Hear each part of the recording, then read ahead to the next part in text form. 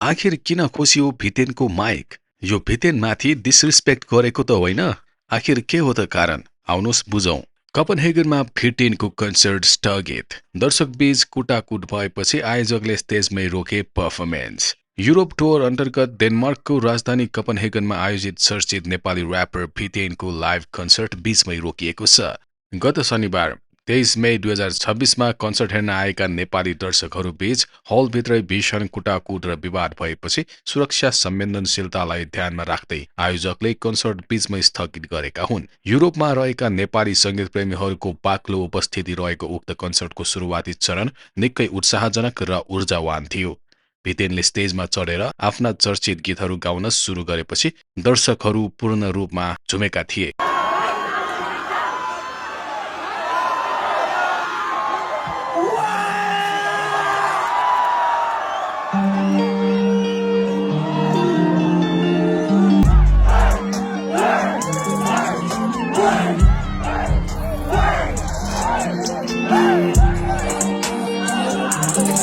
तर प्रस्तुति चलिरहेकै समयमा स्टेज अगाडि रहेका दर्शकहरूको दुई समूहबीच अचानक भनाभन सुरु भयो। हेर्दा हेर्दै उक्त भनाभन हात हालाहाल र भीषण कुटाकुटमा परिणत भयो। हलभित्रको सुरक्षा स्थिति नियन्त्रण बाहिर जान लागेपछि र थप हिंसात्मक रूप लिन सक्ने खतरा बढेपछि हल व्यवस्थापन र स्थानीय आयोजक तुरन्तै एक्सनमा उत्रिएका थिए। सार्वजनिक सुरक्षालाई पहिलो प्राथमिकता राख्दै आयोजकले भितेनको चलिरहेको माइक काटेर उनलाई स्टेजबाट सुरक्षित स्थानतर्फ लग्ने कोसिस गरेका थिए। तर भितेन भने यसबाट खुसी देखिएका थिएनन्। उनले फेरि माइक लिएर कन्सर्टलाई सुचारू गर्न चाहन्थे। यद्यपि आयोजकले भने कन्सर्टलाई सोही ठाउँमा पूर्ण रूपमा बन्द गराएका थिए।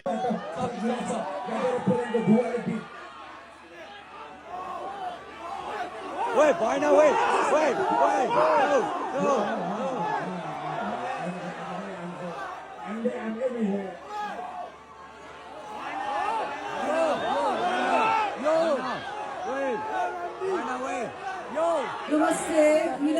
It's such a hard work we've done to come all the way to Denmark. हामी सबैजनालाई संयम भएर बस्न नै आग्रह गर्न चाहन्छु. According to rules and regulations, if the fight keeps happening, we'll have to shut down this event. So requesting everybody to please keep calm. हामी संयम भएर नै बस्नु म सबैलाई अनुरोध गर्न चाहन्छु. यस्तो तरिकाले we're having such a great moment. हामी एकदम रमाइलो गरिरहेछौँ नि, right? यति बेला 3-4 बजी सक्थ्यो दिनु नि हेर्नु. I don't care.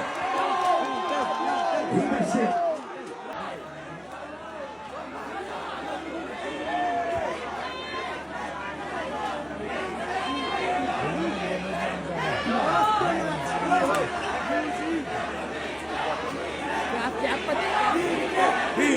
हामी एकदम रमाइलो गरिरहेछौँ नि, right? यति बेला 3-4 बजी सक्थ्यो दिनु नि हेर्नु.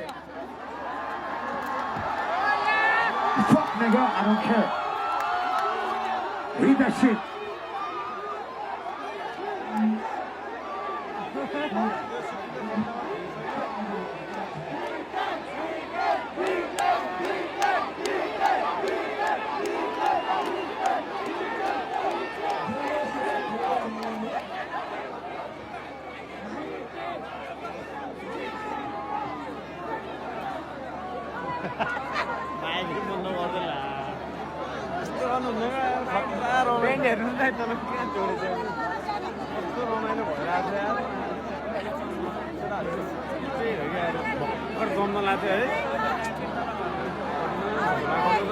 नाच्ने बेला अलिअलि ठोक्के सरी भन्ने हुन्छ त्यही त भने